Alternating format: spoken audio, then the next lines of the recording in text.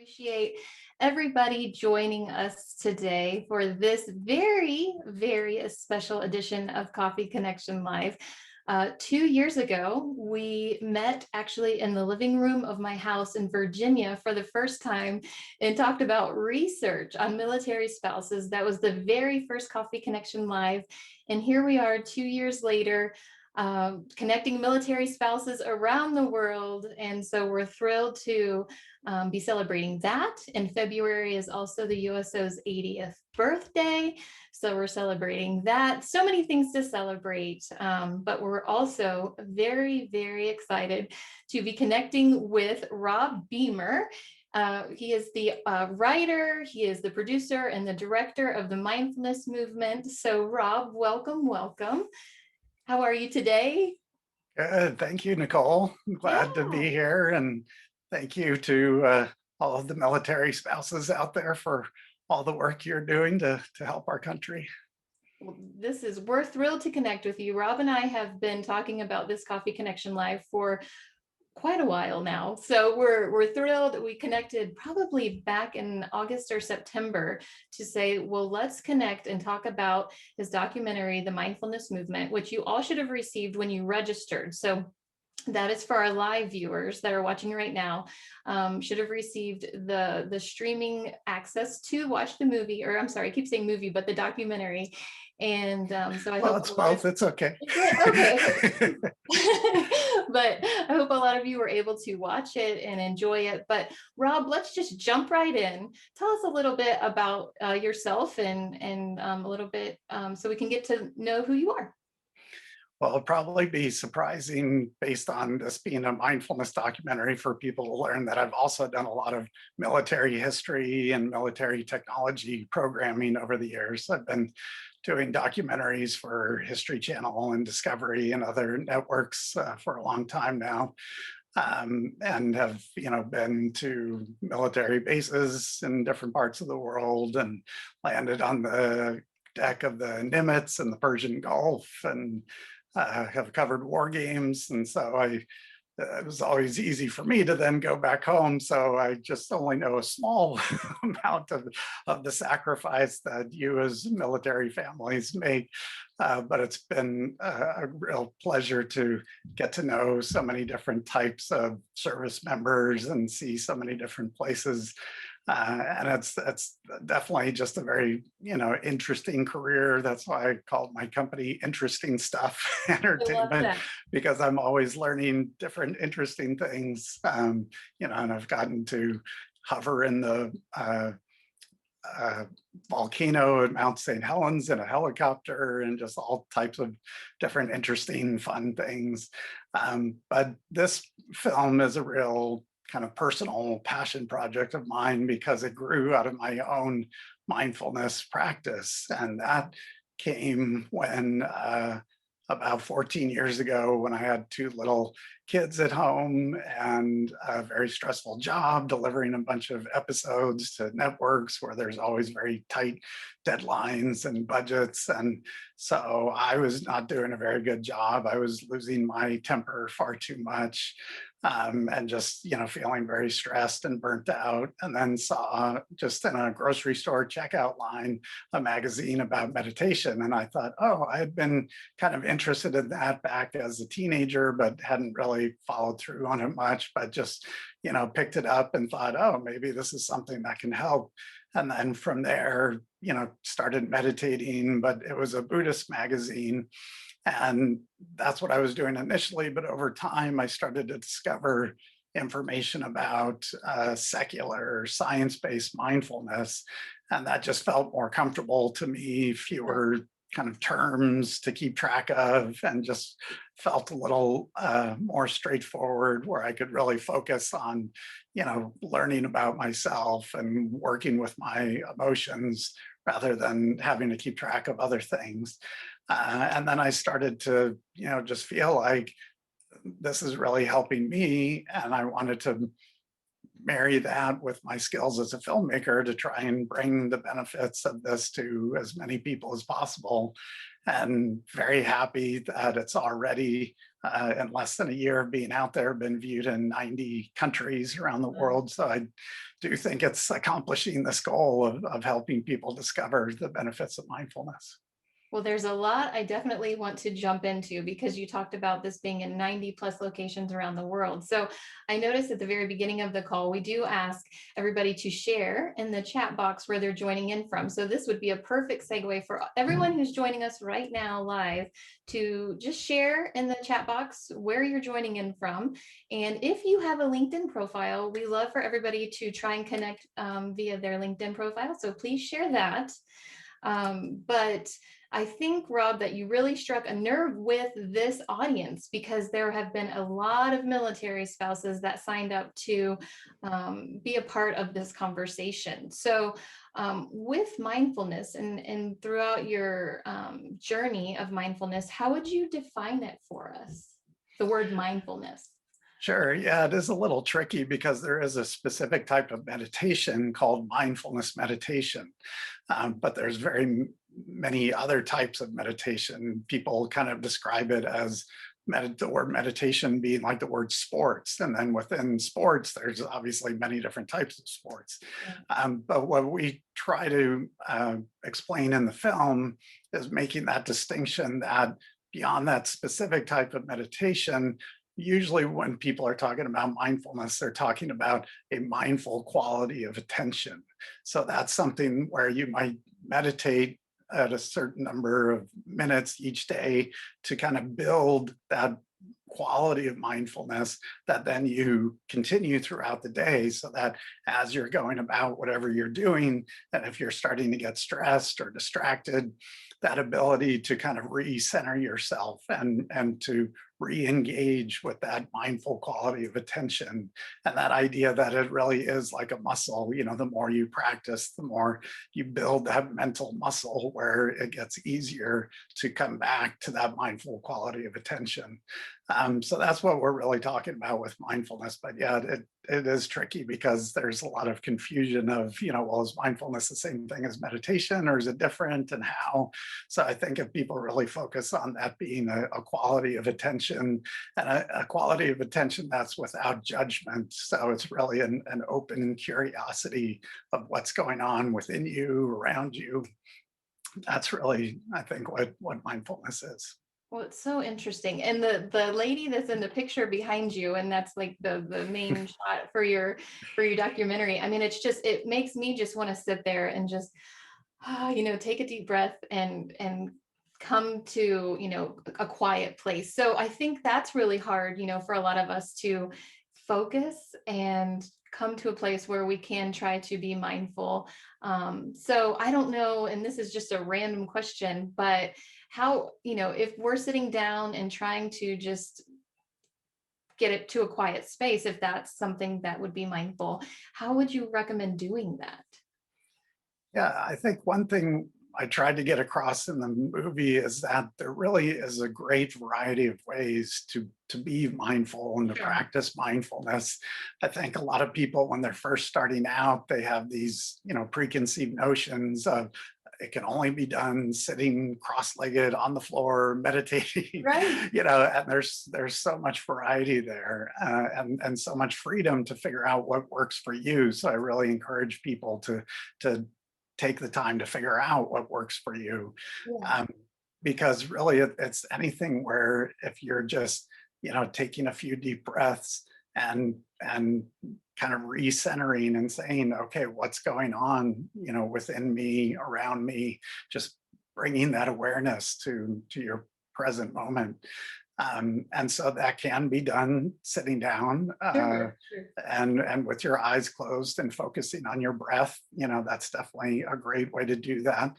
And one of the key parts of meditating as a way to build a mindful quality of attention is to understand that our minds never go completely blank. So again, a lot of people, when they're first starting out, they feel like they're not doing it right because every few seconds, more thoughts are coming into their heads. And then they're like, oh, wait, I'm supposed to be focusing. Okay. And go back to focusing. And it's so important that people understand that's completely natural. That's just the way our minds work. Neuroscientists, have shown that's just the way it is. Right. And that repetitive process of figuring out that, oh, my mind has wandered, let me bring my focus back. That's actually a moment of mindfulness. And that's like doing a rep at the gym. You've just, built that mental muscle a little bit more by realizing that your mind had wandered off and then bringing it back. And so it's this constant process. And I think once people understand that, they have a lot easier time, not beating themselves up Right. about, oh, I'm doing this wrong. This isn't for me. I guess I'm just not built for this. But that it really is something that people can develop. And again, with that flexibility, maybe it's easier for you to keep your eyes open and focus on a point on the wall. Or maybe it's easier for you to do mindful walking, which we show in the movie, which looks a little bit zombie-ish, but that idea that you're really taking very slowly, one step at a time to feel, each footstep and feel what's going on in your body and the, sights and sounds and smells around you. So there's really a great variety. And as we showed with the military veterans that we filmed with, some people have experienced trauma and it may not be comfortable for them to close their eyes. And so that's fine to focus on an object or a spot on the wall. Um, there is that great variety. Sometimes, I'll wake up in the middle of the night and if I know I have a lot going on the next day, it's easy to get frustrated, like, oh geez, I really need to get to sleep. Right. But I've found that if I just say, okay, let's create a win-win opportunity here, I'm just gonna, do some meditating. And if I fall back asleep, great, that's what I wanted. But also, if I don't and I meditate for an extra hour today, then great, Right. that's helpful too. So just, finding what works for you and then because the biggest thing is to just kind of stick with it because it is like going to the gym or eating a healthy diet where as time goes on the more you practice the better you become at doing it. So important. And you're helping so many of us right now. I think that this is so helpful to know that there are so many different options. And if one isn't working, try another or try one or all of the above. And that's what I do appreciate about your documentary is that there were so many different types of avenues to explore mindfulness. But then I also have a loaded question. I feel like I keep asking you all the hard questions. As you I'm ready. okay, good. Here we go. For the documentary, then, what was the one key takeaway that you got out of it after it was all said and done and you wrapped it up into a bow and said, here you go, world. Here's the mindfulness movement. I think really it is the flexibility and also just that a single breath can refocus you. Um, so I think that's really the key is that you don't necessarily have to know all the terms or have different apps or anything like that. It's such a basic process that anyone can do anytime anywhere. So the key thing is really if you can uh, remind yourself, be aware that you're feeling stressed and just take a deep breath and say, okay, let me try to recenter myself. Then great. That's anything beyond that is, icing on the cake. But that's, the basic process. So I think, I hope that's what people take away from it. Yeah, well, and the taking a deep breath, I mean, it's one of those things that I feel I've started doing a lot more. And I've mentioned this before in a previous Coffee Connection Live. I have my four-year-old doing it now too, when he needs to take a minute and just kind of calm down. So like our entire household, we're all, and we need to just kind of come to a good place. But taking a deep breath is definitely important. And I think a lot of us just need to remind ourselves, like you said, just take a minute and just remind yourself, deep breath and continue on. But the next question I have for you, I'm actually going to read because I don't want to mess it up. It is from one of our spouses that registered. And she said, we often hear that lack of time is a barrier preventing people from practicing mindfulness. What is your favorite easy way to incorporate wellness into your day? My favorite way is to, and I may have made a movie about this, and I've practiced for a long time, but I'm certainly not perfect at it, and sometimes get busy and forget. So one of my favorite things is to just meditate for a few minutes before I even get out of bed. At that point, when you first wake up, it's like there's no excuses of, oh, I got busy with something.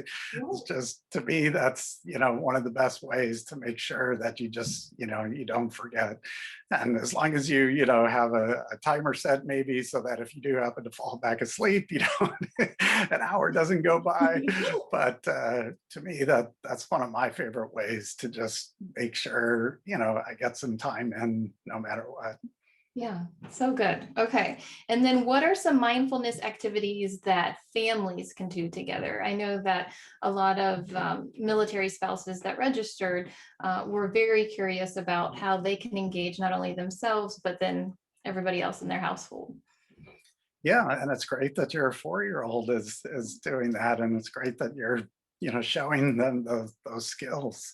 And the key about those deep breaths is whether we're still feeling stressed or angry or unsettled, just those deep breaths starts to reset our nervous system, whether we're still angry or not, or whatever's going on. So that's why those are so key, and work without us even consciously knowing it. But yeah, another great thing about mindfulness is that there are so many different varieties that are age appropriate too. And there's a lot of different, just like simple internet searches for, mindfulness activities for kids.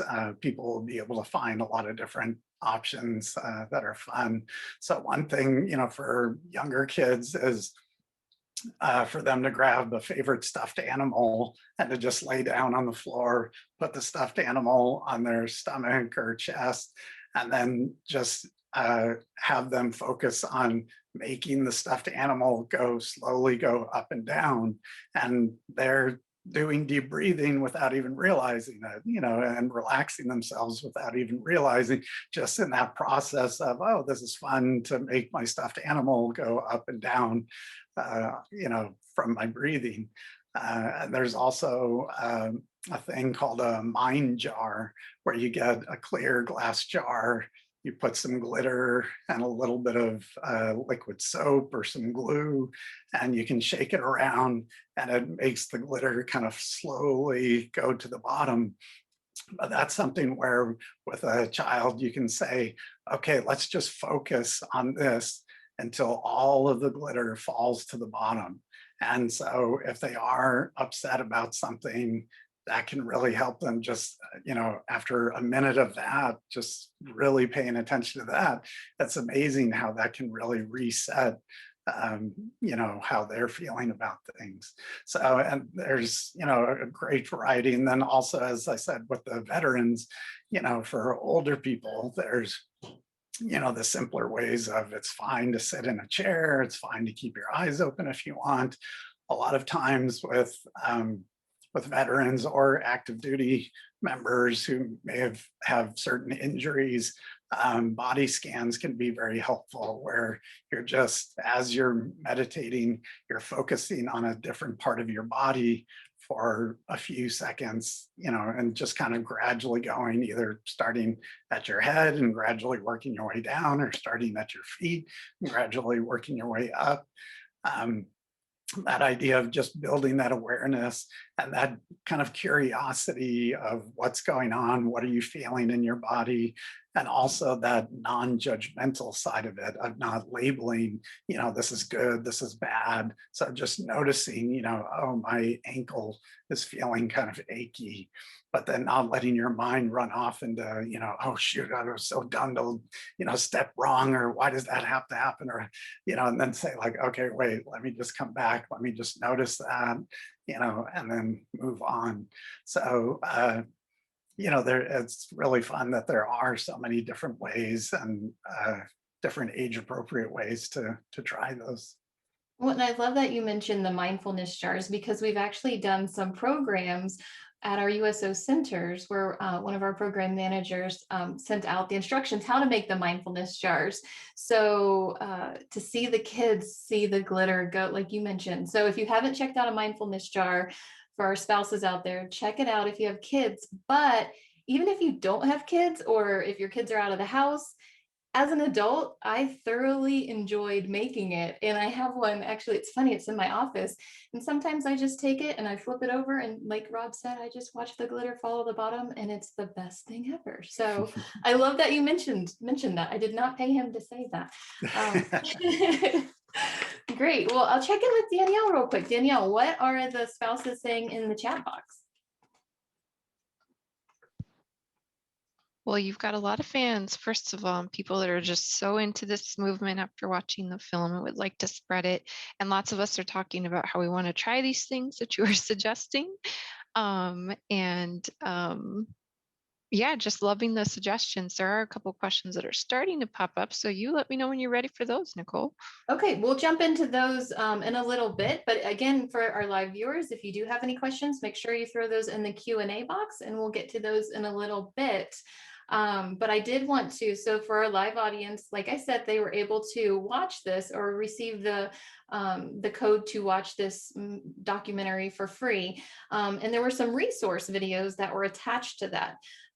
So Rob, Sharon Salzberg, in one of the resource videos, she mentioned that resiliency is a way of letting go and begin again with a full heart. So I loved that because so many times military spouses and their families are defined as resilient. I mean, I hear it all the time: military kids, military families, resiliency, so can you share your thoughts on how resiliency and mindfulness are connected? Yeah, that's a great aspect to focus on because a lot of people do kind of envision it as, oh, just a way to relax. And I love the way that George Mumford puts it in the documentary, where he said mindfulness is really about relieving suffering.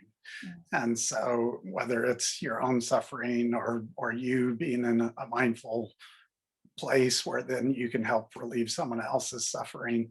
Um, and as part of that, then that idea of resilience, that mindfulness is not just about relaxing, it's about kind of refocusing so that then you are better able to handle whatever is coming next. And John Kabat-Zinn, one of the other experts, said it helps you handle the inevitable ups and downs in life, because no matter how well we try to plan things or how relaxed we may be going into a certain situation, you can never really know what's going to happen.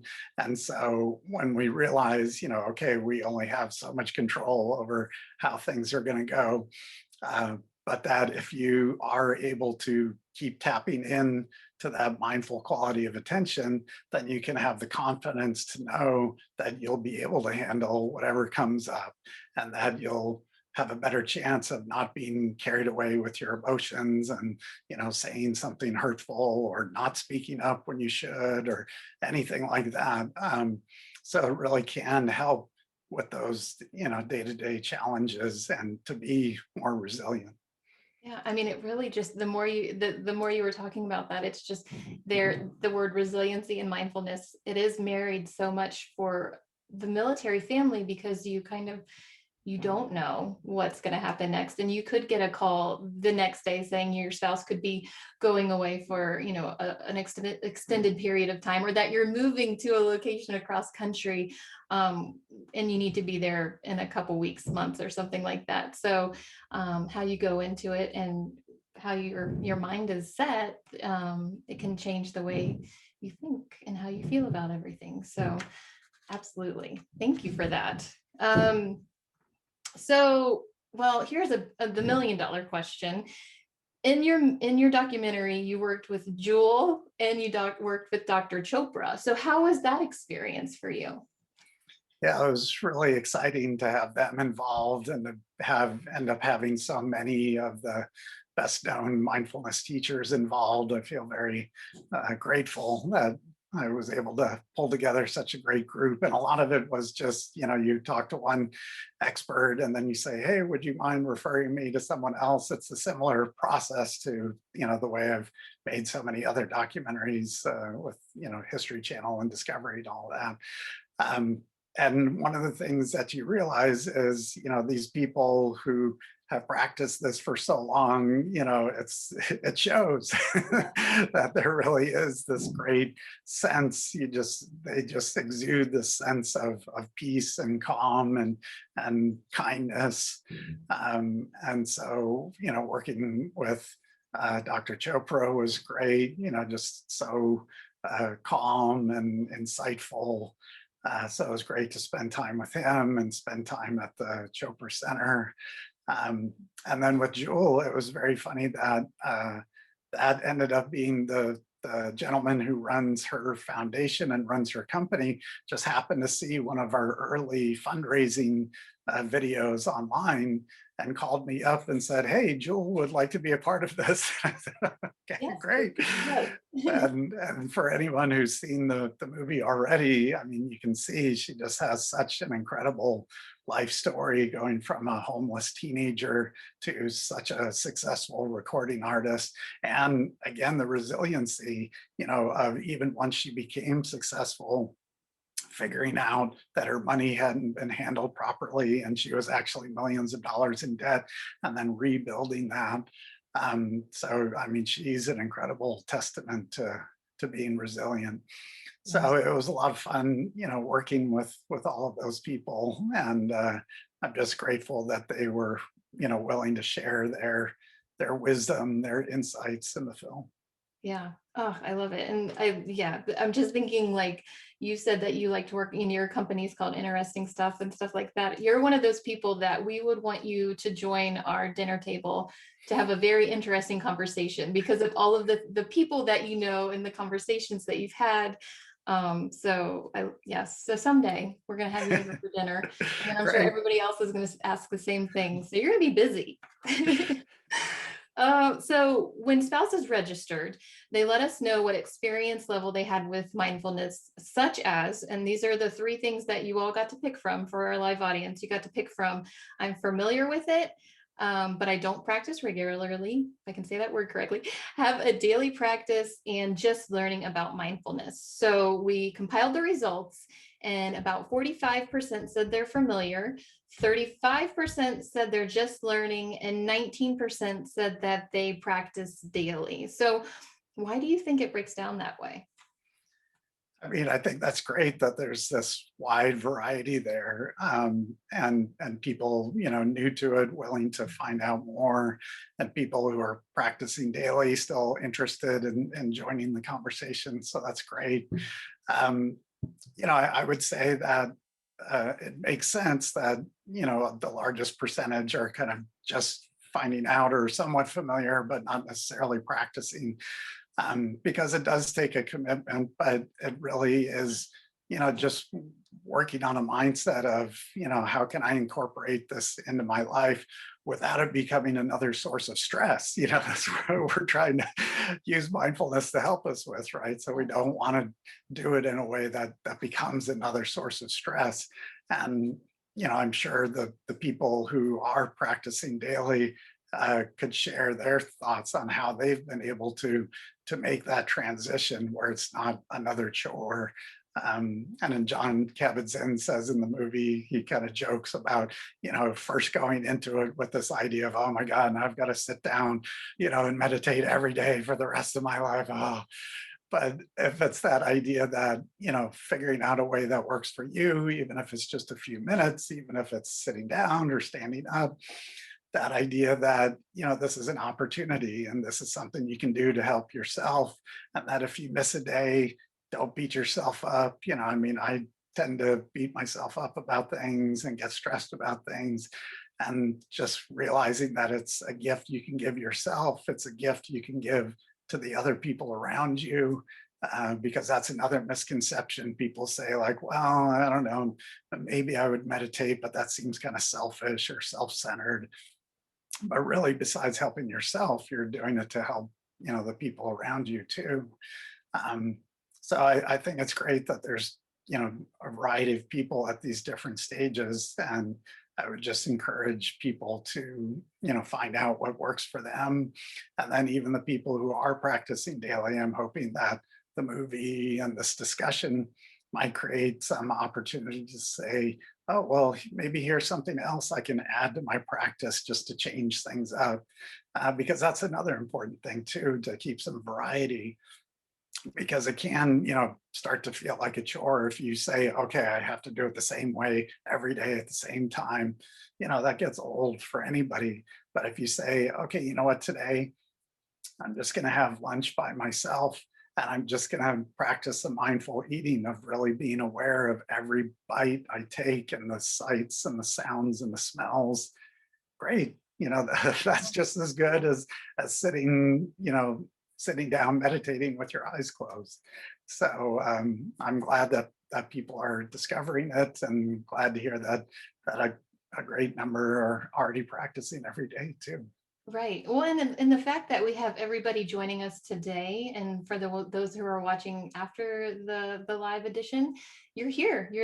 That's the first step. You're taking a part of listening and learning more. So that's exciting. So we're all here together to learn more. And you were talking about eating too, and how you can just kind of take a minute and enjoy your bite, and like you said, the sounds and the smells. So I wanted to share, I read an article stating that savoring your meal is a form of mindfulness, which, I never really thought about, because it requires you to disconnect from productivity and efficiency and focus on the present. So beyond what you said earlier, it might tie into a little bit more. What are your thoughts on that when you're at the dinner table or having breakfast? Right. Yeah. I mean, it's easy to say, oh, maybe I'll look at my phone or my computer to see what's going on in the world. But you could also some days say, I just want to, disconnect from all of that, and to say, okay, let me just focus on the experience, and that it really can re-energize you. So it's fun to be able to do that. Or like some of the experts say, you can be mindful while you're washing dishes or while you're stuck in traffic, or it doesn't matter. It could be anywhere. It's really about the mindset that you're going into it with. Of, oh, here's an opportunity. And really, another way to look at it too is can become kind of like a game, where throughout the day you're looking for little opportunities. Say you're standing in line, at a grocery store, and say, oh, wait a second, here's an opportunity where for 30 seconds or a minute while I'm waiting, I can just do a little breathing and get into a mindful quality of attention. And great, so it can be fun in terms of just finding opportunities here and there, even if they're very brief. I love it. And it also wants me to have more time, waiting time now. So when when you're in line and you have to wait and you're like, oh, it's going to take 30 minutes. It's like, no, no, no. Now you can be mindful and enjoy those 30 minutes or 5 minutes or whatever. So thank you for that. This is fabulous. I also have a friend that her husband has a traumatic brain injury, and she said that coloring has really helped him become mindful and just kind of get into the right space. So any thoughts on that? Because it seems like whenever I go to a bookstore too, those adult coloring books are all over the place. So what do you think that's about? Right. Yeah. I mean, I think it's great that people are finding activities where they can really be immersed in it and get away from electronics, for Right. part of that, just focusing on coloring or putting together a puzzle or things like that. I would say I would just encourage people while they are doing that to keep that awareness too, because you could, color and be, stretching up your shoulders and think, you're relaxing, but then afterwards say like, gosh, why am I so tense? But so then to keep that awareness while you're doing that, of I'm enjoying being immersed in this activity, but I'm also keeping aware of, I want to keep my muscles relaxed too, and I want to keep a keep track of, is there still some negative inner dialogue going while I'm doing this, just to be noticing that. And that's another one of the keys, just this idea of noticing your thoughts, that as you start meditating or just throughout the day, that mindful quality of attention helps you notice the thoughts that are going through your head, because a lot of times we're just so much on autopilot, or we have these negative stories about ourselves or other people that we just don't even realize and are just going on. So that quality of attention to say, oh, wait a second, I'm noticing these thoughts. You know what? That's probably not so healthy for me to keep, beating myself up or keep focusing on this upsetting situation. So let me, redirect to something else. So that can be another important part when we're immersed in these activities, to still keep that awareness of, keeping ourselves relaxed, keeping track of the thoughts that are going through our heads and redirecting those if we need to. So important. And I love that you mentioned putting together a puzzle, because I remember once upon a time I thought, oh my gosh, putting together a puzzle could be the most boring thing in the whole wide world. I don't want to put together a puzzle. But then I started helping my son put a puzzle together the other day. It was like 100 pieces or something. And it was the most enjoyable thing. You truly do just kind of get lost, and I enjoyed it. And I'm like, maybe this is going to be a thing. So who's with me? Who wants to do puzzles out there? We'll sit there and have coffee, and we'll just put a puzzle together. So, well, thank you so much for this. I do want to go back to Danielle to see what's going on in the chat box, what questions we have, because I want to make sure our audience has time for questions to ask you. Well, Rob, let me just say there's a lot of affirmative things in here and lots of exclamation points. So hopefully that gives you a sense of how much you're resonating with the crowd today. Did you say you're ready for questions, Nicole? Sorry. Yes, yes. Okay, I love that Evie. I fantastic. just saw Evie just said puzzles are so relaxing. So Evie, let's make time and do a puzzle together somehow, some way. Yes. Yes, puzzles, coloring, and we have people looking for recipes to do the glitter jar you talked about. So everyone's energized to start trying some of these tips. Going back to what you shared about the different approaches, there's so many different options for mindfulness. Do you have any suggestions? Someone is asking, how do you approach someone or suggest mindfulness to someone that says, oh, it doesn't work, or I've tried it, I can't do it, or any excuse in the book? Do you have any suggestions there? Sure. I mean, that's part of why I made the movie, is for people who are skeptical. So one possibility is just to say, hey, watch this. Self-serving a suggestion, but that's part of why I did this, so people could really understand. And I think Dan Harris is a great example in the film, the ABC news anchor and Good Morning America host, who is very skeptical, and I can be very skeptical too. My wife can definitely tell you that. But his example of where he thought it was ridiculous, and he didn't like sitting still, and just was not into it, but then discovered, as this process of healing from his own PTSD of being in war zones, and the drug habit he had formed, that it really did help. And so, you could point people to someone like him and his 10% happier. And that's another important point he makes too, is that, if there's even just some improvement, that sometimes it can get oversold, oh, I'm going to do this for a few days and it's completely changed my life and I'll never be stressed again. But, that it is a gradual process, and it's not a miracle cure for everything, but it can help you, make your life better. The other thing I would suggest to people who you think may benefit, who are skeptical, is just sharing your experience. So, avoiding, oh, you should do this or that, or, you seem very stressed, but maybe just sharing, oh, here's something I've tried and has helped me. Or here's something that I'm thinking of doing, what do you think? Maybe that's something we could try together, or, just different ways where you're kind of sharing what works for you. And also going back to the kids too. I mean, obviously getting little kids to sit down and focus sometimes is just not going to happen, depending on where they are.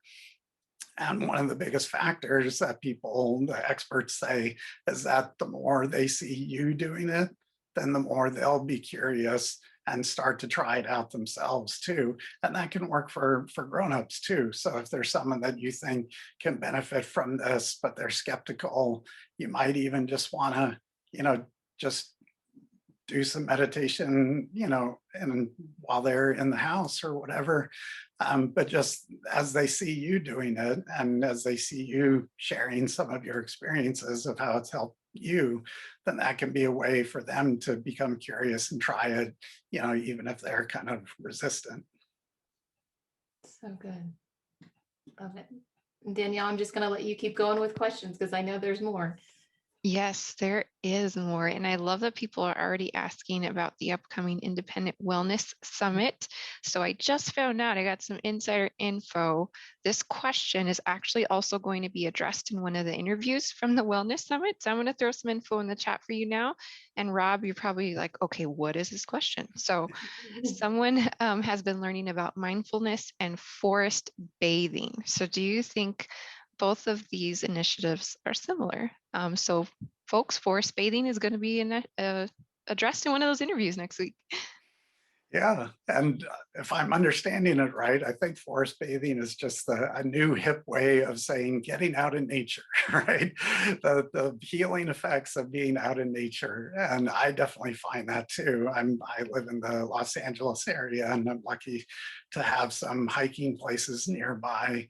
And I find that very rejuvenating for me. And so again, it's that same idea too of while you're doing the activity, that's an opportunity to focus on that mindful quality of attention mindset, because you could go hiking in a beautiful spot but be totally preoccupied with stressful things, or rehashing something that was upsetting to you and not get much out of it. But if you can go out in nature and really use that as an opportunity to explore what's around you, and the new sights and sounds and smells that you might not see day to day in your other settings, then it can be a great way to kind of refocus and rejuvenate. Forest bathing. That's a new term for me. And I am definitely going to use that in a sentence soon. Thank Same you for that here. question. Yeah. Thank you. And we have a lot of people saying the same. They're going to go out and enjoy nature. Last one I got for you, Rob. Do you think there is a relationship between mindfulness and gratitude?